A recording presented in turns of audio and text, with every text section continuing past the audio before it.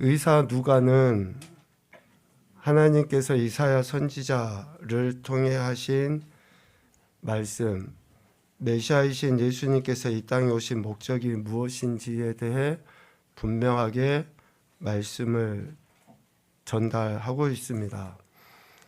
예수님이 이 땅에 오신 이유, 목적이 뭐냐? 누가복음 4장 18절 19절 말씀을 우리 합독하겠습니다. 주의 성령이 내게 임하셨으니 이는 가난한 자에게 복음을 전하게 하시려고 내게 기름을 부으시고 나를 보내사 포로된 자에게 자유를, 눈먼 자에게 다시 보게 함을 전파하며 눌린 자를 자유롭게 하고 주의 은혜를 전파하게 하려 하심이라 하였더라. 아멘. 예수님의 오심의 목적은 하나님 나라를 드러내 보이시기 위해서 증거하시기 위해서 오셨다라는 거예요. 예수님께서도 친히 말씀하십니다. 누가복음 43절에 예수께서 이르시되 내가 다른 동네들에서도 하나님의 나라 복음을 전하여야 하리니 나는 이 일을 위해 보내심을 받았다라고 말씀하십니다. 예수님의 이 땅에 오심은 하나님 나라를 증거하기 위해서 오신 거예요. 그래서 하나님 나라 복음의 그 말씀도 가르치셨고 각종 병든 자들도 고치셨고 또 심지어는 죽은 사람까지 살리시면서 하나님 나라의 실제를 드러내 보이신 것이죠. 예수님께서 이렇게 하나님 나라의 복음을 위해서 오셨는데 우리가 예수님의 존재와 사역을 믿는다고 할 때 그 믿음을 의사 누가도 동일하게 우리에게 가르쳐 주십니다. 예수님의 이 땅에 오심, 그리고 십자가의 죽으심, 그리고 부활하심, 그리고 승천하셔서 다시 오심. 이 말씀들을 통해서 예수님께서 하나님 나라 복음을 증거하기 위해 오셨다라고 하는 것을 나타내 보이셔요. 첫째, 죽으시고 부활하셔야 한다. 예수님께서 장로들과 대제사장들과 서기관들에게 버림받아 죽임을 당하고 제3일에 살아나야 할 것을 말씀하시죠. 그리고 승천하실 때가 가까워짐에 예수님께서는 예루살렘을 향해 나가시고 자신이 감당하셔야 할 일을 묵묵히 감당하십니다. 그리고 다시 오시마 하신 그 약속의 말씀을 제자와 무리들이 분명히 깨닫도록 하기 위하여 마지막 때의 모습, 그러한 모습을 친히 가르쳐 주셔요. 결국 예수님의 죽으심과 부활, 승천, 재림으로 말미암아 그 분명한 사실을 믿는 모든 인생들은 무엇을 경험합니까? 하나님 나라를 경험하게 돼요. 우리가 하나님 나라의 은혜를 어떻게 알 수 있습니까? 예수님의 이러한 존재와 사역을 믿을 때에, 그리고 믿고 그러한 삶을 살아갈 때에 우리는 하나님 나라의 은혜를 경험하며 살아가게 돼요. 그 하나님 나라의 은혜는 바로 사도 바울이 이야기하는 것처럼 의와 평강과 희락입니다. 우리 로마서 14장 17절 말씀을 같이 읽겠습니다. 시작.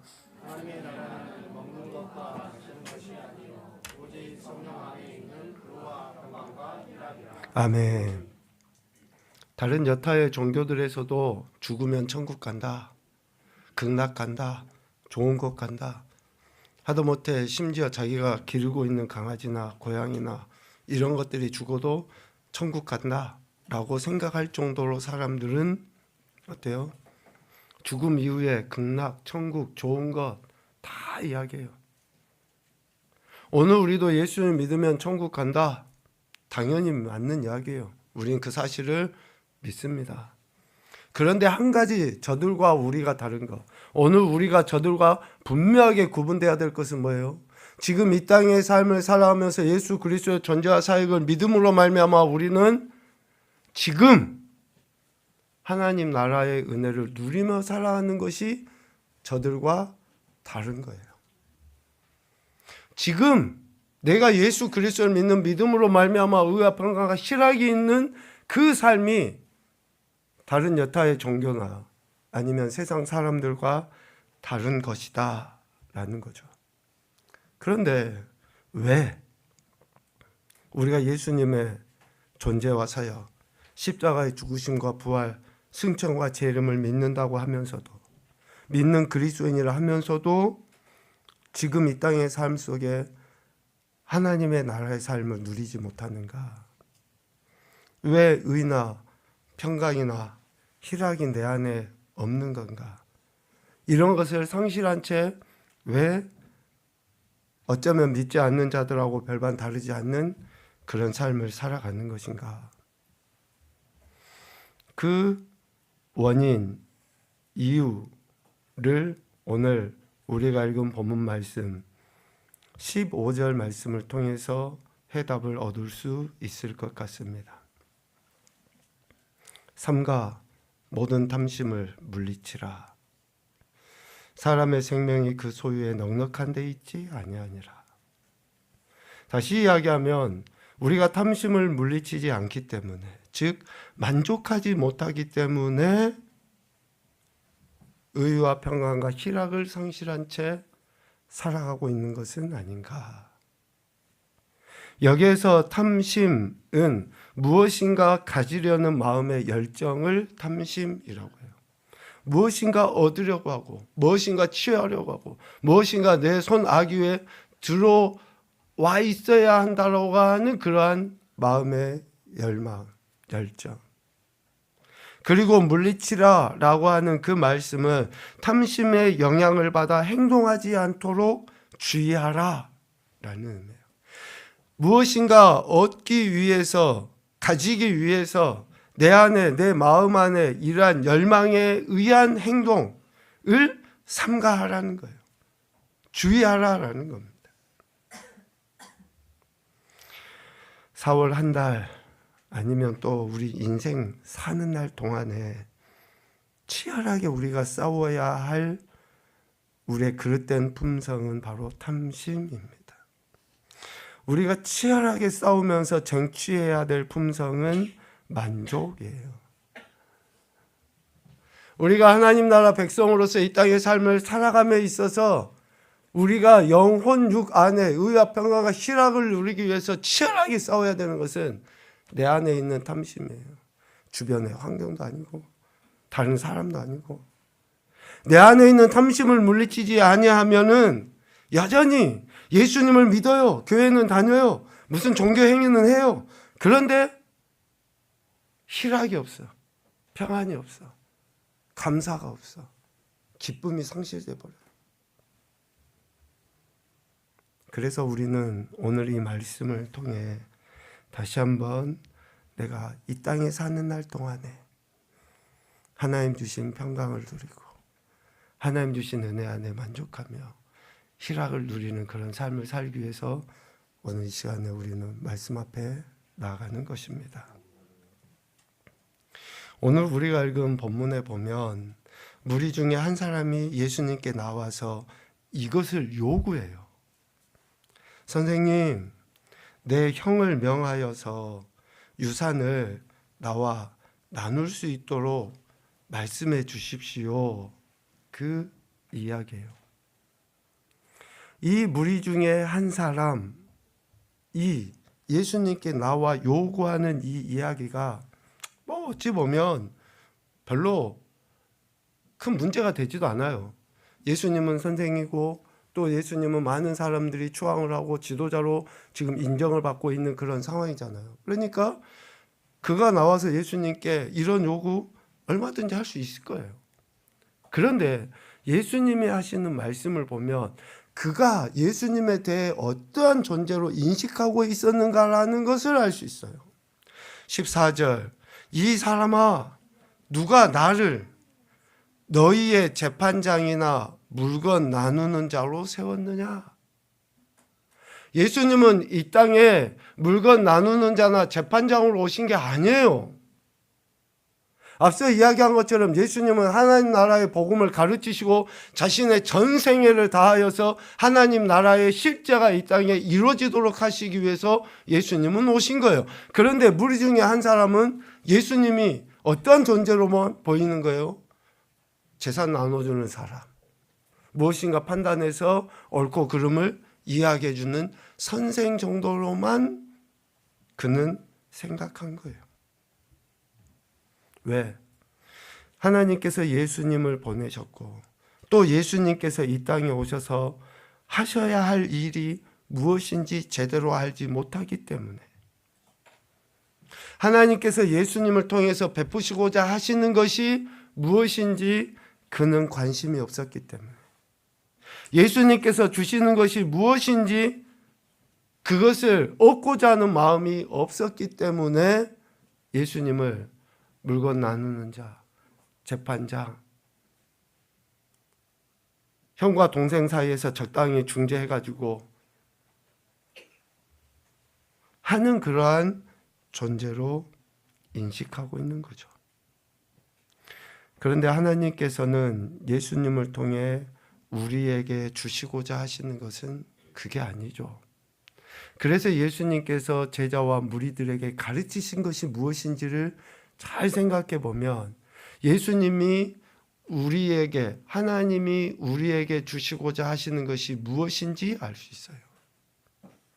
예수님이 가르치시는 것이 무엇인지를 잘 곰곰이 생각을 하면 예수님이, 하나님이 우리에게 주시고자 하시는 것이 무엇인지 알 수 있다고요.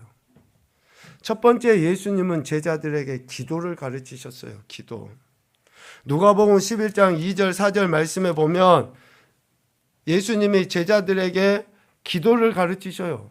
어떤 기도를 가르치십니까? 소위 주님이 가르쳐 주신 주기도문인데, 하나님 아버지의 나라와 영광을 위해서 구하고 우리 삶이 하나님의 것임을 인정하는 기도를 해라고 하고, 우리 삶의 현장 관계성 속에서 이런 의와 평화와 희락이 있는 용서의 삶을 살라고 하는 것을 구해라고 가르치셔요. 그러니까 우리가 주님을 대함에 있어서 첫 번째는, 우리가 주님에게 요구하는 것의 첫 번째는 뭐가 되는 거예요? 주님이 우리에게 가르쳐 주신 기도를 하는 삶을 사는 것이 중요하다는 것을 이야기해요. 그리고 또 하나는 성령을 구하라는 거예요. 누가복음 11장 13절 말씀에 악한 아버지도 자식에게 좋은 것을 줘요. 하나님 아버지는 우리에게 뭘 주십니까? 성령을 주신다고 했어요. 그러니까 우리가 하나님의 나라 백성 자녀로서 이 땅의 삶을 살아가기 위해 필요한 것은 물질을 나누는 재판장 대신 주님이 필요한 게 아니라 주님으로 말미암는 성령이 우리에게 필요하다는 것을 가르쳐 주신 거예요. 그러니까 우리는 내게 무엇이 필요한가? 눈에 보이는 그 어떤 결핍을 위해서 주님 앞에 나가는 게 아니라 성령의 은혜를 구하기 위하여 아버지 하나님 앞에 나가야 한다라는 것이죠. 그리고 한 가지는 더, 하나님 나라를 구해야 한다라고 가르치셨어요.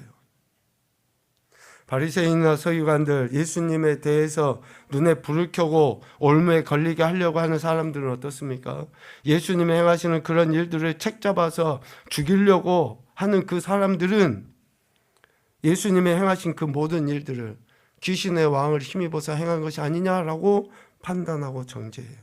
그럴 때 주님께서 이렇게 말씀하십니다. 하나님의 손을 힘입어 귀신을 쫓아낸다면 하나님의 나라가 이미 너희에게 임하였다. 이미 예수님께서 하나님의 나라 그 영광을 위해서 자신에게 주어진 사명을 감당하시면서 귀신도 쫓아내시고 병든 자도 고치시고 죽은 자까지 살리시는 것을 통해 하나님 나라를 나타내 보이셨으니 너희가 하나님 나라를 구해야 한다라고 가르치신 거예요. 주님이 가르쳐 주신 그 기도 안에 또 우리가 성령 하나님의 은혜를 구하고 하나님 나라를 구하는 삶을 살아갈 때 주님이 오신 목적을 분명하게 알고 오늘 무리 중에 한 사람과 같이 그런 어리석은 요구를 하지 않게 되는 겁니다. 탐심은 예수님의 오심을 오해하게 만들어요. 그래서 신앙생활에 악영향을 주게 되어 있습니다. 올바른 믿음을 가진 사람, 만족의 사람은 어떻습니까? 예수님을 물질 나누는 자로 생각하지 않아요. 성령 하나님을 통해 하나님의 은혜를, 하나님 나라를 구하는 삶을 살아가게 되어 있습니다. 예수님을 물질 나누는 자로 생각한 사람은 이방인들과 같이, 세상 백성들과 같이 하나님의 백성이요 자녀임에도 불구하고 저들이 구하는 것과 같은 그릇된 요구를 하게 되어 있어요. 탐심에 의한 삶은 그렇다라는 것이죠. 그런데 예수님께서 분명하게 제자들에게 가르치십니다. 마태복음 6장 31절 33절까지 읽어봅시다. 그러므로 염려하여 이르기를 무엇을 먹을까, 무엇을 마실까, 무엇을 입을까 하지 말라. 이는 다 이방인들이 구하는 것이라. 너희 하늘 아버지께서 이 모든 것이 너희에게 있어야 할 줄을 아시느니라. 그런즉 너희는 먼저 그의 나라와 그의 의를 구하라. 그리하면 이 모든 것을 너희에게 더하시리라. 아멘.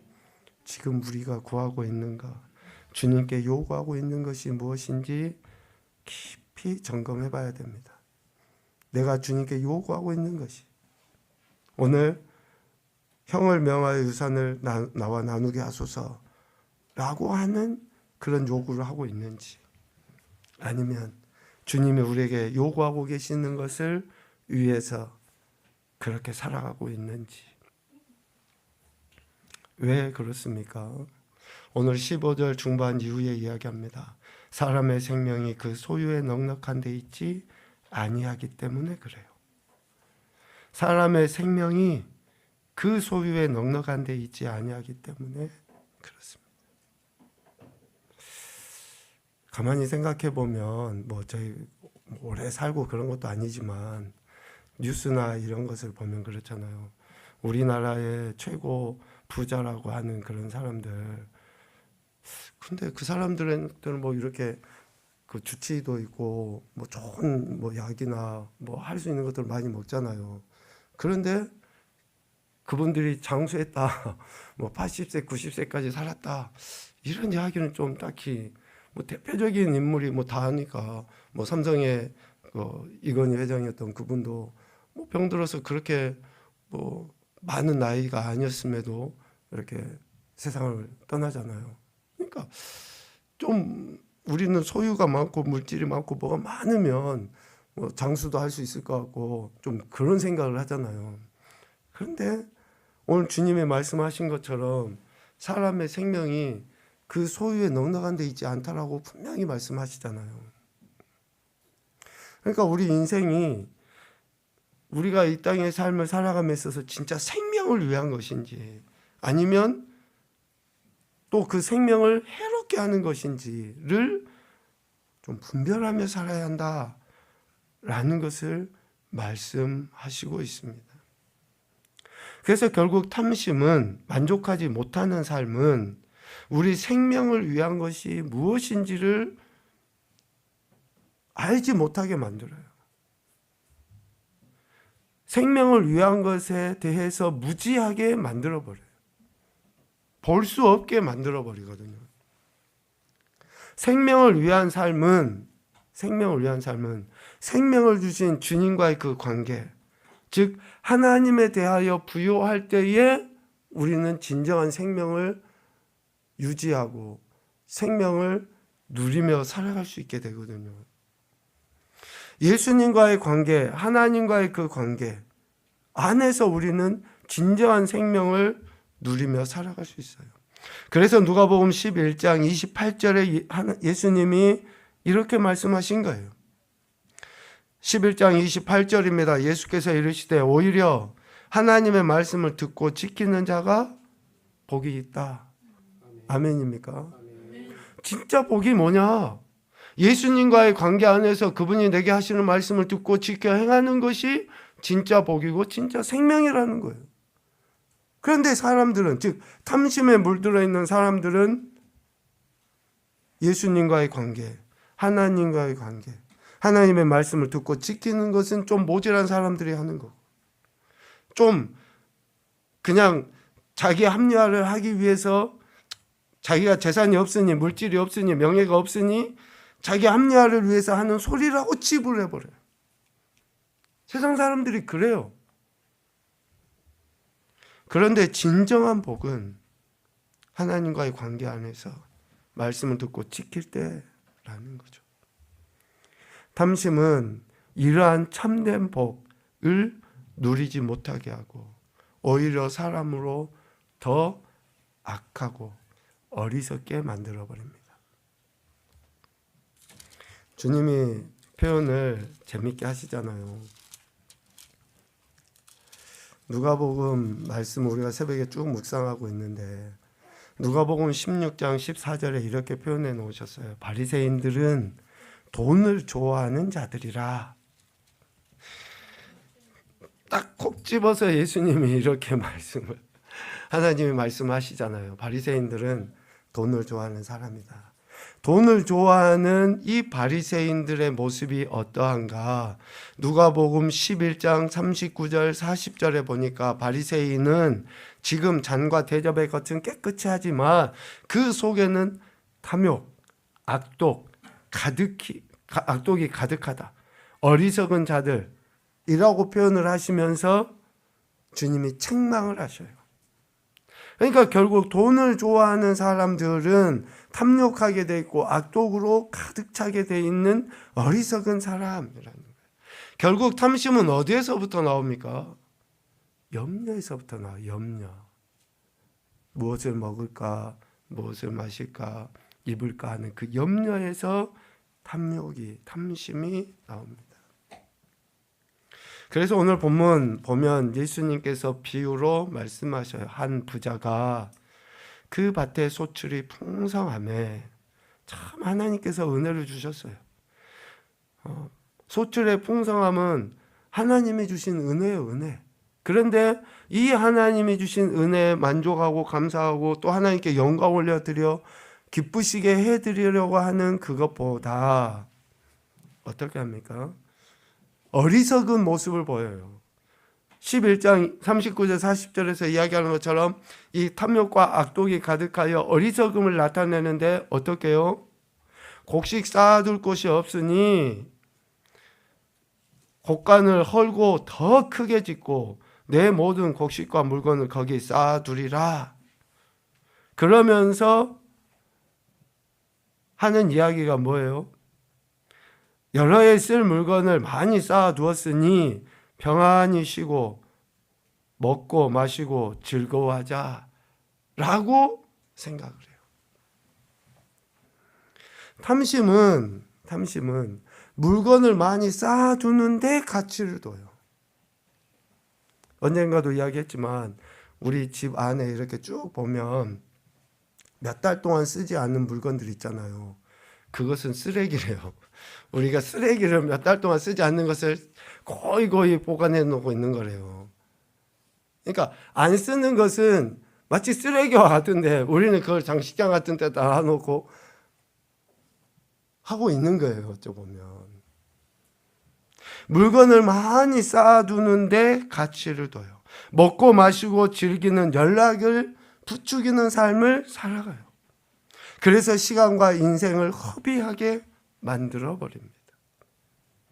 결국 탐심은 생명을 헛되이 만들게 마련입니다. 그러나 탐심을 물리친 사람의 모습은 어떻습니까? 전혀 다르죠. 오늘 23절 말씀 봐보십시오. 목숨이 음식보다 중하고 몸이 의복보다 중하다는 것을 알아요. 탐심을 물리친 사람은 뭐가 중요한지 알아요. 그리고 33절 말씀을 봐보십시오. 우리 이 말씀은 같이 읽어봅시다. 33절 시작. 너희 소유를 팔아 구제하여 낡아지지 아니하는 배낭을 만들라. 곧 하늘에 둔 바 다함이 없는 보물이니 거기는 도둑도 가까이 하는 일이 없고 좀도 먹는 일이 없느니라. 아멘. 탐심을 물리친 사람의 삶의 모습은 어떻다라는 거예요? 뭘 만들어요? 어떤 배낭이죠? 낡아지지 아니하는 배낭. 구제하는 것을 통해서 낡아지지 아니하는 배낭, 좀먹지 않는 배낭, 썩지 않는 배낭, 영원토록 있는 그 배낭을 만드는 사람이 탐심을 물리치는 사람의 삶이라는 것을 이야기합니다. 우리가 단순히 그냥 우리의 보물 하늘에 쌓아둡시다 뭐 이렇게 표현을 하잖아요. 그런데 누가가 이런 표현을 썼어요. 너희 소유를 팔아 구제하여 낡아지지 아니하는 배낭을 만들어라. 내게 있는 것, 주어진 것에 대해서 그것을 차곡차곡 쌓고 나의 평안과 쉬고 먹고 즐기기 위한 안락을 위해서 사용하는 것이 아니라 낡아지지 아니하는 배낭을 만드는 삶을 살아야 한다라는 것을 이야기하죠. 재물의 유혹을 받으면 반드시 염려하게 되어 있습니다.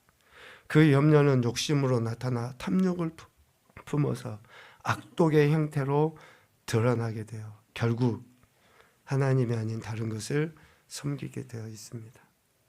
우리 호세아서의 말씀을 묵상하고 있잖아요. 왜 북이스라엘이 하나님의 심판을 받을 수밖에 없습니까? 음행, 묵은 포도주, 새 포도주의 마음을 빼앗겨 버렸기 때문에 하나님의 심판을 받게 된 거예요. 왜 지금 이 시대가 이렇게 혼란합니까? 물질이 없어서요? 먹을 것이 없어서요? 아니에요. 음식물 쓰레기 나오는 거 여러분 뭐 뉴스를 통해서도 보시잖아요. 생활 폐기물 나오는 거 보시잖아요. 어느 때보다 풍족하고 어느 때보다도 많은 것을 누리고 있음에도 불구하고 만족이 없어요. 감사가 없어요. 탐심으로 가득 차 있어요. 그래서 또 사고 또 그런 이야기를 하면 목사님 많이 사야지 경제가 돌죠. 많이 만들고 또 하고. 아니 당연히 그건 필요하죠. 그런데 그릇되게 사용하잖아요. 그릇되게. 자랑하기 위해서 사고 남에게 의시되기 위해서 없는 사람을 깔보기 위해서 나는 이런 사람이라고 나타내기 위해서 하는 거 아니에요. 고린도서 3장 15절에 사도 바울을 통해서 우리에게 분명하게 말씀합니다. 그러므로 땅에 있는 지체를 죽이라. 뭐예요? 음란, 부정, 사욕, 악한 종욕, 탐심 이런 것을 죽여버리라는 거예요. 죽여버려라. 이렇게 강력하게 하나님 말씀하신 것은 뭡니까? 이러한 것들이 하나님 나라를 누리지 못하게 하기 때문에 그러는 거예요. 하나님 나라의 은혜를 누리지 못하고 세상 사람들하고 똑같이 늘 염려, 근심, 걱정하고 살아가니까 그 안타까움에 이렇게 강력하게 죽여버려라, 죽이라 라고 이야기하는 거 아닙니까? 우리가 다른 것에 마음을 빼앗긴 것은 즉 탐심은 우상 숭배와 같다라고 분명히 말씀하십니다. 점검해 봅시다. 지금 우리가 탐심을 물리치고 하나님께서 주신 것을 나누는 구제를 통해 낡아지지 아니하는 배낭을 만들며 살아가고 있는가? 이런 말씀을 나누는 어간 즈음에 지진도 일어나고 또 산불로 많은 피해를 입은 사람들이 있습니다. 그럴 때 저 개인이나 또 여러분 각자나 우리 교회가 어떻게 해야 할지를 기도하면서 하나님 나라의 은혜를 누리고 확장시켜 나갈 수 있는 그런 기회가 되었으면 좋겠습니다. 마지막 한 가지 더 이야기하면 탐심을 물리친 자들은 하나님께 대하여 부요한 자예요. 하나님께 대하여 부요한 자. 우리 인생의 생명과 영혼이 하나님께로부터 주어졌다라고 하는 것을 은혜로 여기고 기억하며 살아가는 사람이에요. 그런데 탐심을 물리치지 못한 어리석은 사람들은 영혼에 관심이 없어요. 앞서 어리석은 부자와 같이 눈에 보이는 것, 육체의 생명이 전부인 것처럼 이 땅에서 먹고 마시고 즐기는 삶, 큰 곳간을 짓는 데만 집중하며 살아가게 되어 있어요. 영혼에 관심이 없어요. 그런데 하나님께 대하여 부요한 자는 영혼에 관심이 있어요. 한 영혼에 대해서. 하나님 주신 이 생명, 이 영혼이 얼마나 귀하다는 것을 알아요. 그래서 우리가 미라라는 찬양도 했지만 한 영혼을 위해서 자신의 생명을 바쳐버린 그런 주님의 삶을 본받아 살아가는 삶이죠. 그래서 영혼에 관심 있는 삶은 늘 한 영혼을 섬기기 위해 마치 종이 주인을 기다리는 것 같이 깨어있는 삶을 살아가요. 그 깨어있는 삶을 살아가는 그 주인을 섬기기 위해서 종으로서 신실하게 살아가는 그 삶을 주님은 복이 있다라고 이야기해요. 복이 있다. 뭐가 복이 있어요? 우리는 세상은 어쩌면 그러잖아요. 내가 섬김을 받고 내가 높임을 받고 하는 것이 복이라고 생각하잖아요. 그런데 주님이 말씀하신 것은 그것과는 좀 달라요. 우리 누가복음 12장 37절, 38절, 43절 말씀을 이어서 같이 한번 읽어봅시다. 시작. 주인이 와서 깨어있는 것을 보며 그 종들은 복이 있으리로다. 내가 진실로 너희에게 이르노니 주인이 띠를 띠고 그 종들을 자리에 앉히고 나와 수종되리라. 주인이 혹 2경에나 혹 3경에 이르러서도 종들이 그같이 하고 있는 것을 보며 종들이 있으리로다. 43절입니다. 주인이 이를 때에 그 종이 그렇게 하는 것을 보면 그 종은 복이 있으리로다. 아멘. 복이 있으리로다, 복이 있으리로다. 계속 주님이 말씀하시는 거예요. 어떻게 해요? 종이 그렇게 주인을 섬기기 위해서 깨어 있으면, 생명을 섬기기 위해서 그렇게 헌신하면. 그런데 37절 말씀 봐보십시오. 굉장히 우리에게 축복의 말씀으로. 그렇게 하면 내가 진실로 너희에게 이르노니 주인이 띠를 띠고 그 종들을 자리에 앉히고 나와 수종드리라. 축복합니다, 여러분. 이런 복을 받으셔야지 돼요. 우리가 주님을 위해서 기쁘게 섬기고 생명을 위해서 헌신하고 나가잖아요. 그러면 주인이신 그분이 우리를 데려 섬겨주시는 거예요. 얼마나 큰 축복인지 모릅니다. 점검합시다. 우리가 이렇게 주님이 주신 생명을 가지고 다른 생명을 섬기는 하나님께 대한 부유한 자로의 삶을 살아가고 있는지, 그러한 삶을 살아가고 있는지 점검해야 될 이유가 뭐냐? 그런 삶을 살아가잖아요. 그러면 44절, 내가 참으로 너희에게 이르노니 주인이 그 모든 소유를 그에게 맡길 것이다. 내가 얻으려고 해서가 아니라 내가 그렇게 주인을 섬기고 생명을 위해서 내 삶을 살아내잖아요. 그러면 주인이신 그분이 주인의 모든 소유를 내게 맡겨주시는 거예요. 얼마나 귀하고 복된 은혜인지 모릅니다. 사도 바울의 권면입니다. 디모데전서 6장 9절 10절 같이 보죠. 부하려 하는 자들은 시험과 올무와 여러 가지 어리석고 해로운 욕심에 떨어지나니 곧 사람으로 파멸과 멸망에 빠지게 하는 것이라. 돈을 사랑함이 일만하게 뿌리가 되나니 이것을 탐내는 자들은 미혹을 받아 믿음에서 떠나 많은 근심으로써 자기를 찔렀도다. 아멘. 탐심을 물리치고 만족하는 삶을 살아야 합니다. 그러기 위해서 우리 결단합시다. 5가지 같이 읽죠. 시작. 하나님과 하나님께서 주신 은혜를 깊이 묵상해야 한다. 하나님이 가질 수 있도록 허락하신 것들을 감사해야 한다. 필요와 과욕을 분별하는 습관이 있어야 한다. 다른 사람의 소유와 비교하지 않아야 한다. 믿음 안에서 힘써 노력함으로 소득을 얻어야 한다. 아멘. 이렇게 살아갈 때에 우리는 지금 이 땅에서 하나님 나라를 누리며 사는 거예요. 세상 사람들은 몰라요. 우리에게만 주신 엄청난 특권이고 축복이에요. 이것을 잊지 마시고 4월 한 달 동안 또 올해 남은 인생 동안 주님이 주신 은혜 감사하시며 만족하시며 하나님 나라를 실제적으로 누리며 살아가는 저와 여러분 되실 수 있기를 주님의 이름으로 축복합니다. 아멘.